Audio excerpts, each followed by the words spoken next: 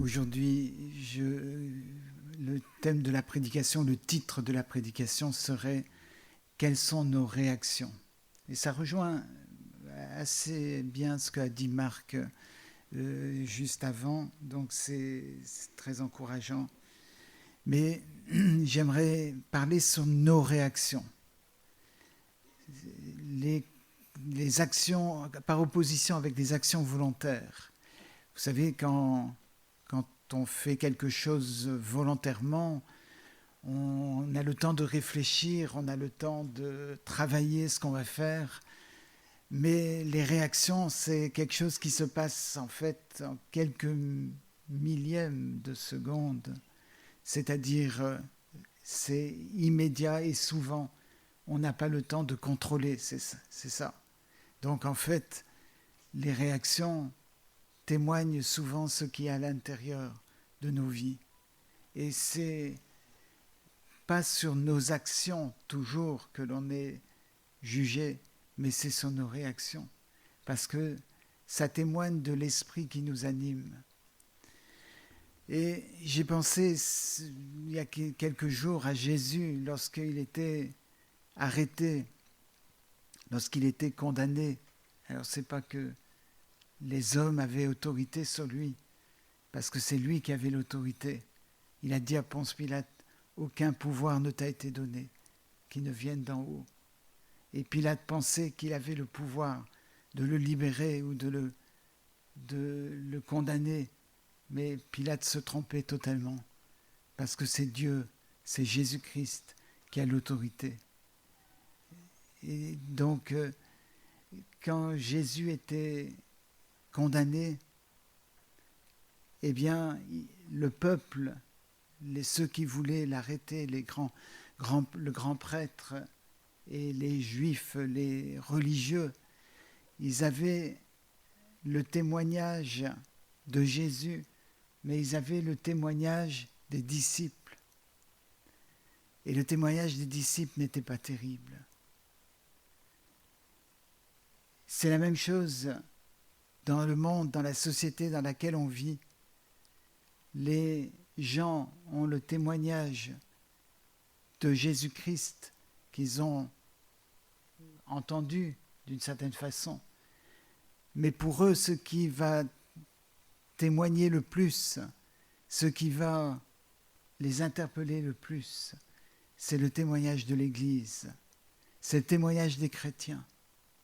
Pas seulement le témoignage verbal, mais le témoignage comportemental. On l'a vu avec José. C'était pas quelque chose de théorique, ça a été quelque chose de concret quand il a été libéré de cette passion pour Johnny Hallyday. Et ça s'est traduit par des actes. Mais si on revient à Jésus, quel témoignage le peuple avait-il ? Il ne pouvait rien trouver contre Jésus, mais contre les disciples, oui. Parce que qu'est-ce qui est arrivé juste avant qu'il soit condamné ? Eh bien, quand Judas est venu avec la cohorte, il y avait Pierre qui était là, Simon-Pierre, et il avait une épée. Mais qu'est-ce qu'il faisait avec une épée dans un rassemblement avec Jésus? J'espère qu'il n'y a personne qui a dans son sac une épée ou un couteau, un poignard, au cas où. Le cœur de Pierre était si loin de l'amour de Christ. Il avait un problème de réaction. Et c'est ça qu'il a condamné. Il a réagi très vite. Il a sorti son épée, il a coupé l'oreille de Malchus. Évidemment, il voulait couper la tête, je pense. C'était ça que le monde a vu. Et vous savez, quand Pierre est allé, il a suivi Jean. Jean était connu du grand prêtre. Donc Jean avait une entrée spéciale, disons pour le Sanhédrin, ou je ne sais pas exactement où. Il avait une entrée spéciale. Et il a demandé à la dame qui était à la porte pour surveiller. Il a dit, est-ce que Pierre peut rentrer aussi? Et vous savez qu'il a renié 3 fois. Mais une des fois où il a renié, c'était quelqu'un qui lui a dit, mais toi aussi tu es des disciples de Jésus. Et c'était quelqu'un de la famille de Malchus qui avait eu l'oreille coupée. Quel témoignage terrible à cause des réactions qui sont impulsives, qui sont animées par l'esprit qui était en Pierre à ce moment-là et qui manifestait un témoignage tellement négatif. Parmi les disciples, il y avait aussi Judas Iscariote, qui lui-même s'est levé pour trahir son maître. Et les autres se sont sauvés quand Jésus a été arrêté. Le témoignage de l'Église à ce moment-là, si on peut appeler ça l'Église, était terrible. Et Jésus, cependant, aimait ses disciples. Et il savait que dans l'état le plus lamentable dans lequel il se trouvait à ce moment-là, serait transformé le jour de la Pentecôte. Et mes amis, est-ce que on a connu la Pentecôte dans nos vies, de sorte à ce que la vie de l'Esprit de Dieu, l'Esprit de Dieu lui-même, soit l'auteur de nos réactions, pas seulement de nos comportements, pas seulement de nos intentions volontaires, celles qu'on a le temps de préparer. Vous savez, c'est très facile de paraître bien dans une église, parce qu'on a le temps de travailler son comportement. Et puis si on a un problème avec un frère ou une sœur, on va l'éviter, comme ça il n'y aura pas de manifestation négative de notre part. Mais est-ce que, au contraire, on est rempli du Saint-Esprit et nos réactions sont pures, sont celles de l'Esprit de Dieu? Et j'aimerais qu'on regarde dans Colossiens. On trouve dans Colossiens à peu près le même message que dans Éphésiens. Dans Éphésiens, c'est plus détaillé, mais dans Colossiens, on trouve le même contenu. Et dans Colossiens, au chapitre 3, et au verset 8, il nous est dit, mais maintenant, renoncez à tout cela. Tout cela, c'est l'impureté qui est mentionnée juste avant, l'idolâtrie qui est mentionnée juste avant aussi. Mais maintenant, renoncez à tout cela, à la colère, à la fureur, à la méchanceté, à la calomnie, aux grossièretés qui pourraient sortir de votre bouche. L'apôtre Paul demande à l'Église de renoncer à ça, de pouvoir voir la gravité de ce que ça représente. La première chose, c'est la colère. Il dit la même chose dans Éphésiens. De abandonner la colère. Et pourquoi on se met en colère? On se met en colère quand on est lésé, quand on a le sentiment d'être lésé, c'est-à-dire d'avoir des droits qui ne sont pas respectés.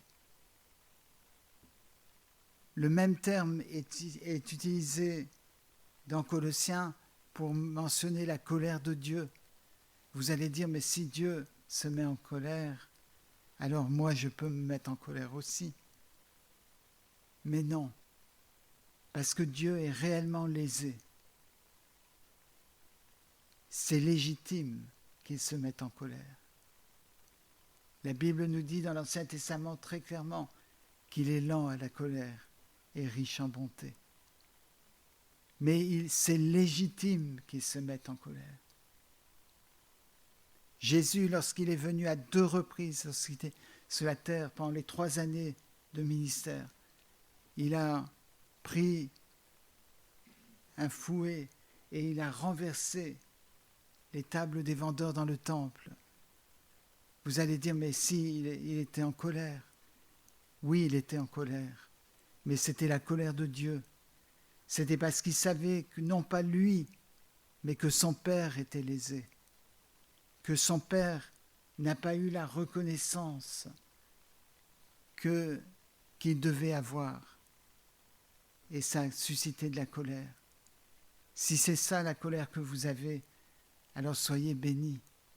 Parce que si vous ne supportez pas que Dieu n'ait pas l'honneur qu'il mérite, eh bien c'est légitime d'avoir la colère.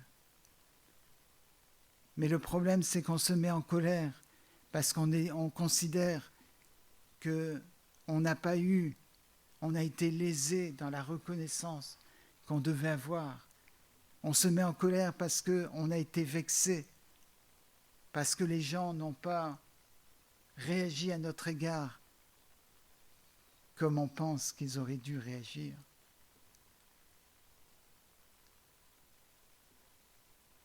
Il est dit un peu plus tôt dans Colossiens, vous êtes morts.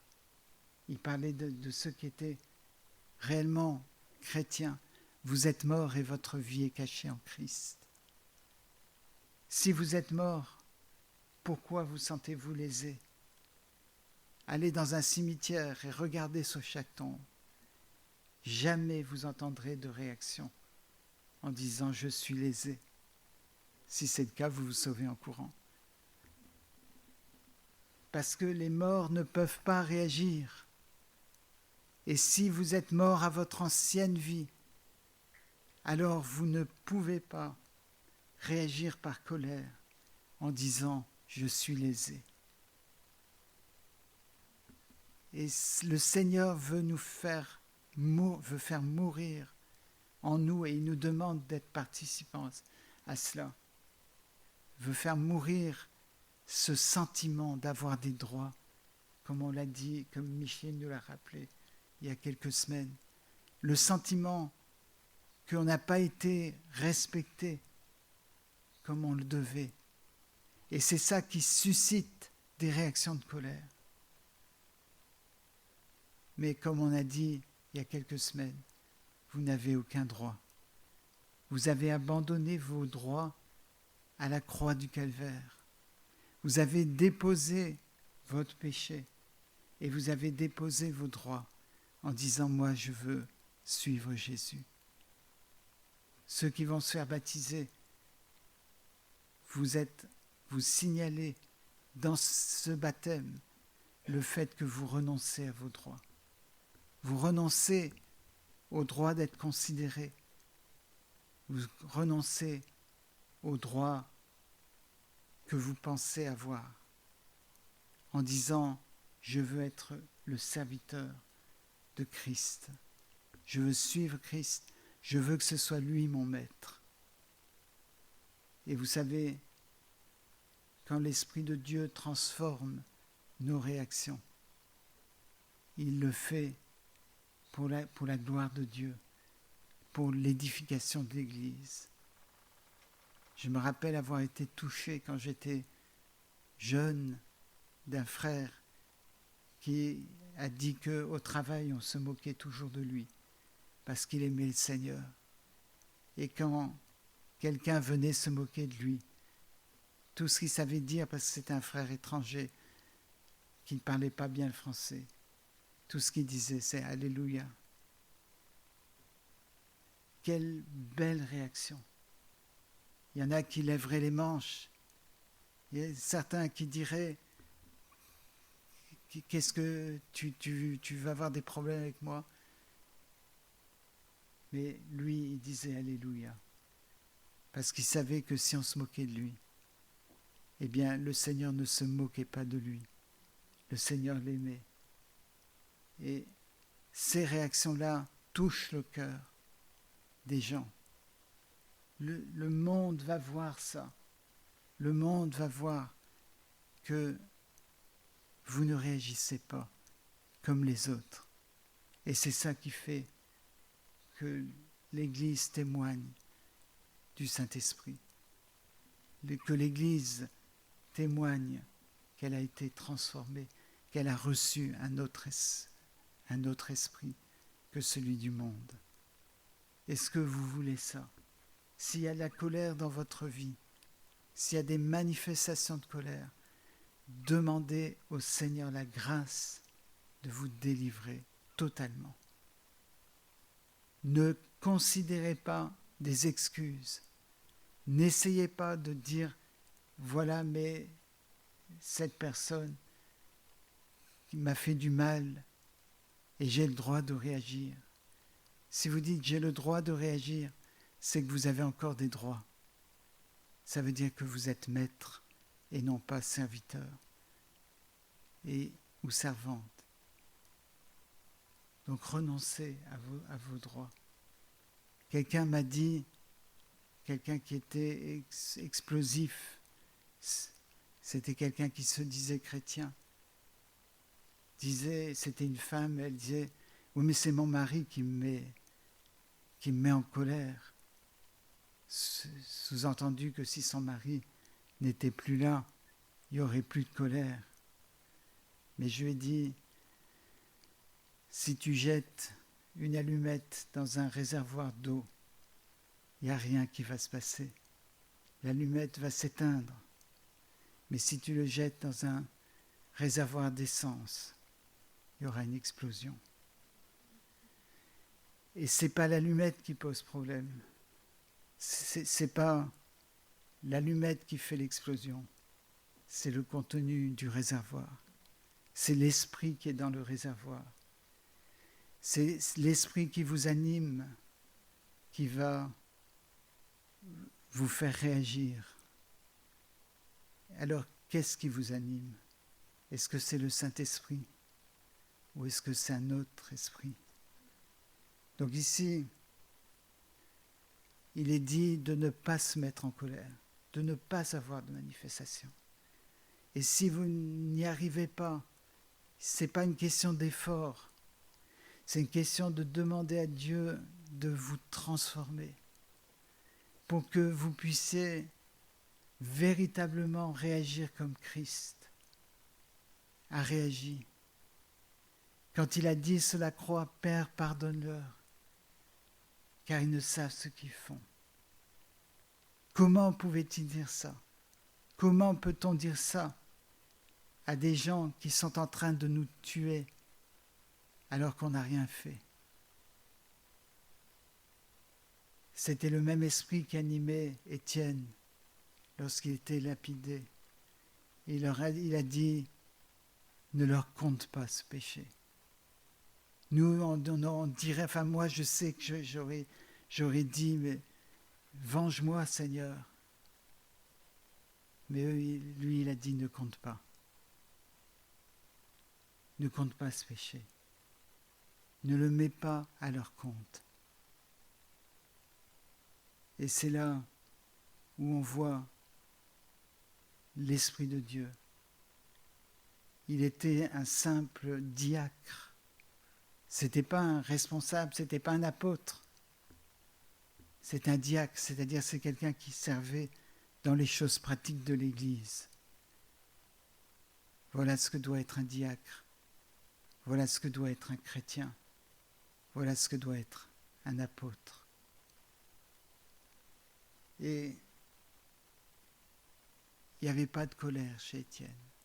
Il n'y avait pas de colère chez Jésus sur la croix. Et comment nous réagissons. Ici, il dit encore, oui c'est toujours verset 8, mais maintenant renoncez à tout cela, renoncez à la colère, à la fureur ou à la clameur, aux clameurs. C'est quand on élève la voix, quand on commence à parler avec autorité contre la personne, on élève la voix. Ça veut dire qu'on se perçoit comme étant au-dessus de la personne. On élève la voix pour avoir un impact, pour avoir une maîtrise de la personne. Mais si tu vois ton frère et ta sœur comme étant au-dessus de toi, il n'y aura plus de clameur. Tu ne vas plus réagir fortement. Il est hors de question que dans l'Église, il y ait de la fureur, des clameurs. Il est hors de question. Parce que ça veut dire que si tu fais ça, tu considères les autres comme plus petits que toi, comme dominateurs. Et j'ai cru qu'on était serviteurs, servantes, esclaves de Jésus, et donc des frères et sœurs. Et on n'est pas leur maître. On n'est pas leur maître. On est serviteurs les uns des autres. Il nous dit de renoncer à la méchanceté. S'il y a des paroles méchantes sur des frères et sœurs ou sur des gens dans votre maison, alors réagissez en disant tout ça c'est dehors. Si j'entends une parole sur un frère, sur une sœur qui est parole méchante, est-ce que je vais la refuser? Je ne veux pas entendre ça. Je ne veux pas croire. Ou est-ce qu'on va dire, tiens, c'est intéressant, raconte-moi un peu plus. La méchanceté doit partir. Nos réactions d'avoir envie d'entendre du mal sur un frère ou une sœur, ça témoigne de l'esprit qui nous anime. Mais quand c'est l'esprit de Dieu, quand on connaît la Pentecôte, on n'a plus envie de méchanceté. On a envie de la bonté, n'est-ce pas? Un constituant du fruit de l'esprit. C'est la bonté. C'est le contraire de la méchanceté. Il nous dit de renoncer à la calomnie ou au blasphème. C'est le même sens. La calomnie, c'est de dire du mal sur quelqu'un pour le diffamer, pour l'abaisser. C'est blasphémer la personne. Et ça ne doit pas se faire dans l'Église. Nos réactions ne doivent jamais contribuer à calomnier, à dire du mal des autres, aux grossièretés qui pourraient sortir de votre bouche. Qu'est-ce qui sort de votre bouche quand vous vous faites mal? Qu'est-ce qui sort de votre bouche quand vous avez quelqu'un sur l'autoroute alors que vous êtes en train de dépasser et que vous allez à la bonne vitesse, quelqu'un qui vient très près derrière avec les grands phares? Le Seigneur m'a appris à systématiquement bénir cette personne et à prier pour elle. Parce que je réagissais dans mon cœur avec irritation. Et on a quelquefois même la pensée de freiner en disant comme ça, il va comprendre. Mais vous savez que c'est criminel. Simplement l'idée de freiner, c'est criminel parce que ça peut tuer la personne. Mais systématiquement, bénissez la personne. Priez pour cette personne et rabattez-vous le plus vite possible pour la laisser passer. Si vous restez là en disant, voilà, j'ai prié pour elle, mais maintenant je lui montre bien que j'ai mon temps. Vous laissez passer et vous les bénissez. C'est là où la bénédiction du Seigneur peut venir. C'est là où l'image de Christ peut se manifester. Jésus n'est plus sur la terre, mais il a laissé son Saint-Esprit pour que nous, en tant qu'Église, nous montrions aux hommes et aux femmes l'amour de Christ. Et l'amour de Christ, ce n'est pas des comportements volontaires seulement. Ce n'est pas « je veux faire du bien aux autres ». C'est aussi de réagir. C'est le cas que les comportements volontaires soient honorables, mais les réactions involontaires doivent témoigner du Saint-Esprit. Demandez à Dieu qu'il le fasse. Demandez à Dieu que le réservoir de votre vie soit transformé. Si c'est du matière explosive, demandez la grâce. Que ce soit vous soyez baptisés d'eau à l'intérieur et à l'extérieur, pour que l'allumette qu'on jettera devant votre réservoir n'ait aucun effet. C'est l'allumette elle-même qui s'éteint. Alors on va prier. Et si dans votre cœur, vous désirez réellement que le Seigneur vous transforme, alors demandez-le intérieurement, en prière intime avec Dieu, de demander qu'il vous transforme.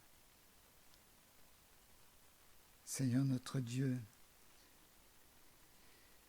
ta parole est sainte, Seigneur, et tu es saint, tu es 3 fois saint. Et Seigneur, dans nos vies, dans ma vie, il y a tant de choses au niveau des réactions qui devraient changer. Et Seigneur, permets que ça change.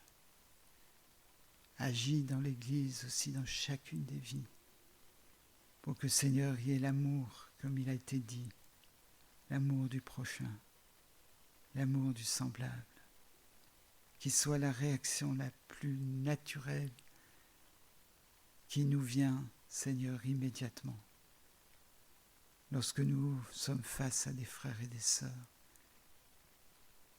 Et que, Seigneur, notre vie soit caractérisée par ton esprit, par ton action, de sorte à ce que nous soyons le corps de Christ sur la terre, et que les hommes et les femmes puissent voir combien tu es puissant et combien tu es bon. Amen.